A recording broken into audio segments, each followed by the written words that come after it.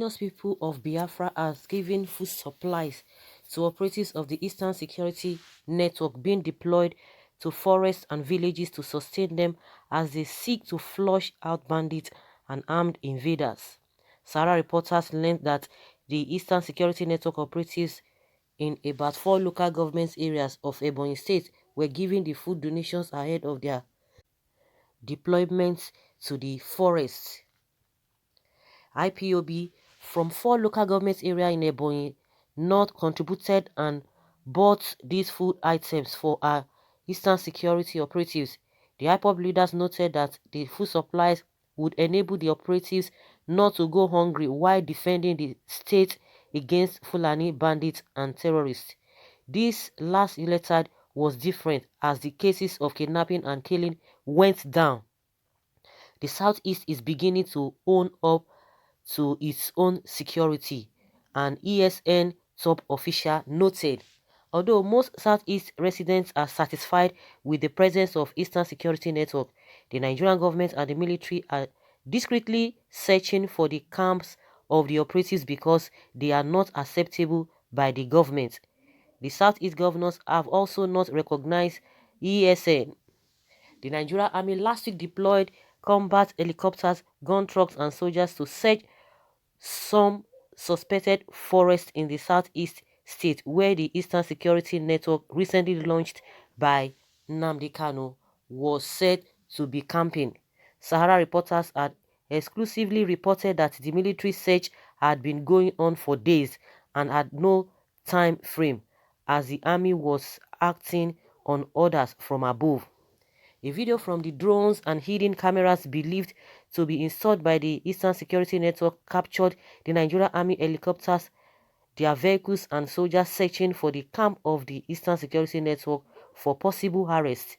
Kanu, a leader of the indigenous people of Biafra, on December 12, 2020, launched the Eastern Security Network, saying the regional security outfit, just like Amotekun in the southwest, would help to tackle crimes and criminalities. 2 days after Kanu launched the Eastern Security Network, the Yoruba sociocultural group Afenifere lent its support, noting that Nigeria must embrace regional policing as the only remedy for insecurity. But one thing that is even surprising to me is that it's been how many days now? I think it's more than 5 days that they've been searching, and they've not been able to get them. What is happening? Is it that these people have spirits that they can't see them, or they are afraid of, trying to do the unimaginable things because it could backfire? A lot of people have caught their attention. Don't try these people. Don't dare them. I don't know whether they are just being afraid or they are just still thinking on how to go about it. But we have not heard that they've not left that area, because if they have left that area, we would have known as well. Meaning that they are still searching for them. They can't even see them. We've been seeing some videos here and there, and that is why you can see that the insecurity in the north now is now a free fall every day, even up to yesterday. Very soon today, we are still going to be hearing a lot of this Boko Haram and a bandit attack, because now it's like they've transferred or they've redeployed, they've deployed all their soldiers to southeastern states, and yet they've not been able to see them. We've not been able to hear anything, whether they are afraid or they've not been able to see them. And meanwhile, these so-called bandits are having their free day, taking people's lives. These people will not, you can't see them put this kind of efforts into this issue of searching for this Boko Haram. Well, of course, since they could not even get hold of this Boko Haram for more than a decade now, going to 11 years, if not more than.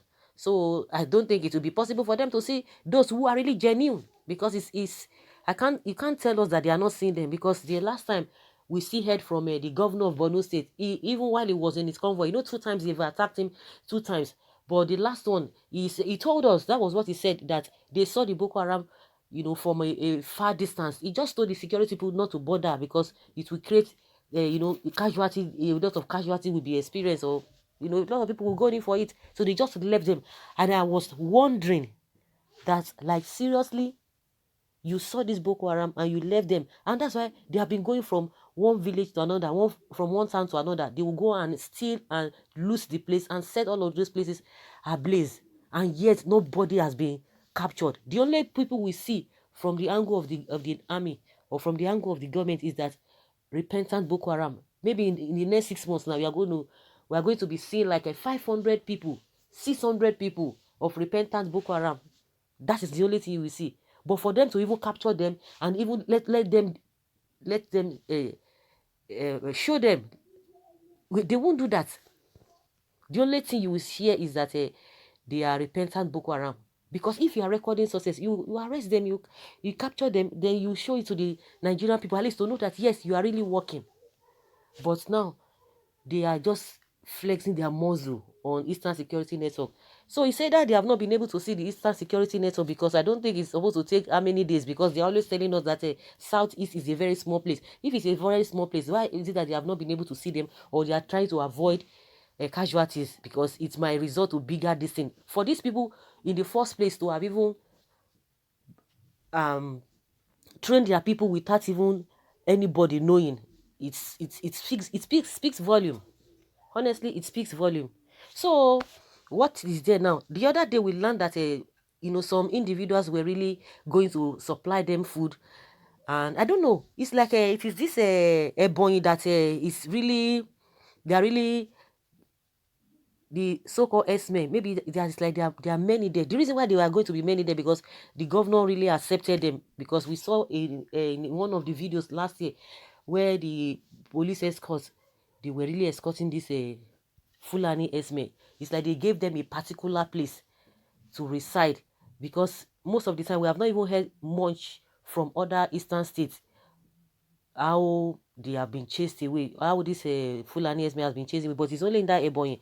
Maybe they have a many, what is it called, this Fulani Esme, maybe there are many there compared to other states. So some individuals gave them foodstuffs, but of course, if the Ipob organize the group, they are the ones that will feed them, that will do everything. At least this is coming from their own side, apart from individuals that we talked about some days ago that supply them food. So definitely they know that they need enough things. So if groups are doing this, then what of the ones that the Nigerian people are contributing money for, the so-called governors that are getting security votes? What do they do with them? That is the question we cannot be able to answer. They will be giving us story. There's a different budget as far as the security is concerned. Each state gets security votes. It is not even the other money that they use for salaries and what they are supposed to use for development of the state. But this security money, they don't use it to do anything. If individuals or group of people can sponsor and do the right thing, it does not take time. Nobody is going to say, oh, we are going to hold committee, we are going to set up committee, we are going to set a five-man committee, 6-man committee, and before you know, things will be getting worse on a daily basis. But see, sharp, nothing, not even no noise, nothing like that. Unlike the Southeast governors that were telling us that they had the idea, up to today they've not been able to come up with tangible solution. See the way they are just on point. That is to tell you that for this country to be great, it is not rocket science. It is a deliberate act. And you see people living in poverty. It is a deliberate act. But this kind of somebody was even making a statement or joking about it that NLC will go on strike. Okay, not NLC. They go on strike for that one is for increments in their salary. Their workers will go on strike. They will protest for non-payment of salary. Doctors will go, engineers will go, all of the other people, they will go for strike. They will go on protest because of unpaid salary not being paid. But we have never heard that politicians have gone on strike. Have you ever heard that they have gone on strike? No, they don't go on strike. They will settle themselves. That poverty will not get to them. You will never hear them go on strike. That is to tell you it is a deliberate act. So keep this country the way it is. And when people are telling you that they want to go their separate way, you begin to come. No, you don't want. We want one Nigeria. And you see the one Nigeria. See the way it's troubling everybody. It's unfortunate. So kudos to ESN for what they are doing, and we say kudos to them. But the governments and the Nigerian men should respect themselves. They should just respect themselves. Yes, since Ipob started ESN, no more Fulani herdsmen. or headers killing people. Thank you, Nnamdi Kanu. That is very kind of Ipob. Good gesture. Protect your people, yourselves from needless killing is your utmost priority to your people. Buhari has failed woefully. Take it or leave it. God bless Nnamdi Kanu, the initiator of the security outfit. Protect yourselves. The president has proven that his interest only lies with Fulanis and not other tribes. Okay. So guys, let us hear your opinion and leave your comment below in the comment section. Thank you.